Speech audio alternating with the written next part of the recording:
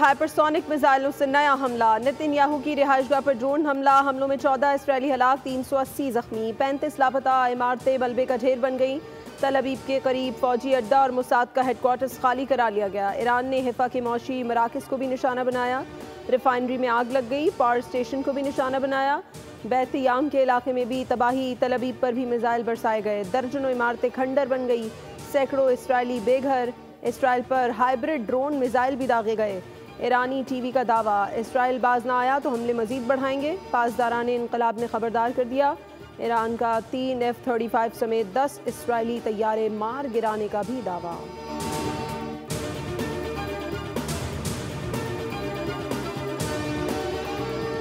Iran Israel को मुआहदा करना चाहिए और ये दोनों मुआहदा करेंगे। अमेरिकी सदर डोनाल्ड ट्रंप का नया बयान सामने आ गया। कहा कि मैंने पाक भारत जंग बंदी कराई।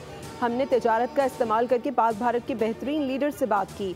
उन्होंने भी अक्ल से फैसला किया। हम जल्द इसराइल और ईरान के दरमियान अमन कायम करेंगे। अमेरिका ईरान पर हमले से कोई ताल्लुक नहीं। ईरान ने अमेरिका पर हमला किया तो भरपूर फौजी ताकत से जवाब देंगे।